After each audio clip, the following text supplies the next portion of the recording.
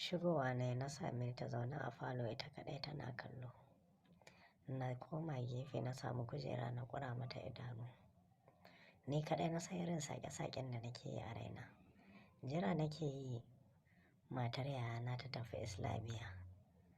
Domin kuwa tana fita zan garkame ƙofar gida duk abin da zai faru sai dai ya faru. Domin kuwa yarinyar na yau sai na nuna mata cewa ta yi da wanda ba a yi da shi. Domin saboda tsabar raina da ta yi zuwa ta yi ta dake ni. Na ce mata me ya haka? Ta ce in kana da abin da za ka yi ka yi. Na ce saboda kin ga jikinki ba jikin da mutum zai doka ba ne. Ta ce in ma ba za ka iya duka ba ai ka san hanyar da za ka bi ka rama abin da nake maka. Abin da fa ta ce da ni kenan. Sannan kuma irin da ka ganta dai ka ga kayan alatu, mangwaro, lemu, luwa-luwai da sauransu. Duk gasu nan a zahiri. Kana tafiya su kuma sai rawa suke suna jijjiga. Wanda hakan ne kuma ba ƙaramin tunzura ne yake yi ba. Domin abubuwa ne za ka ga gashi suna ambaliya.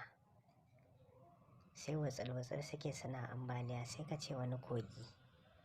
Irin kogin nan wanda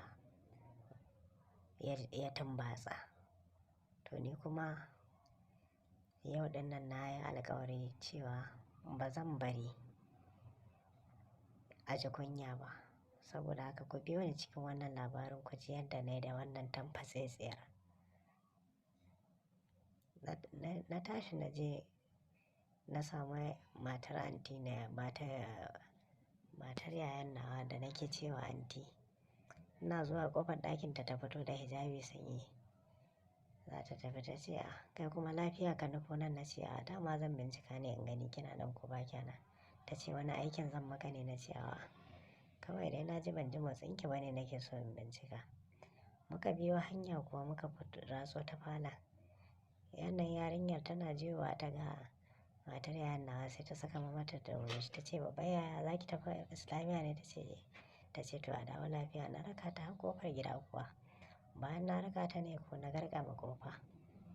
Na dawo falo gadan-gadan. Sai wani cika nake ina batsewa irin ni zan yi rashin mutuncin nan. Ina zuwa na tsaya ina kallon ta ta kalle ni ta ce na ji ka samu ƙofar gida sakata. Rashin mutunci za ka yi mun? Na ce ke ma kin san aikin kin kunno ni saboda haka yau sai abin da ke gani. Ta ce kai dan Allah ɗin rainin wayo za ka zo ka zauna gaban wannan abar taka maka taliya. Kar wani ka ɓata mun lokaci.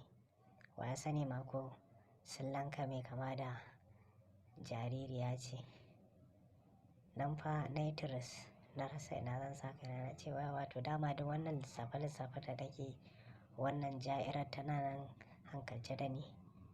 Ka ce zo ka zauna da Allah ne ka bani in tanɗe in maka taliya in maka murjin taliya. Na ce to haka na samu kaina mai bi umarninta.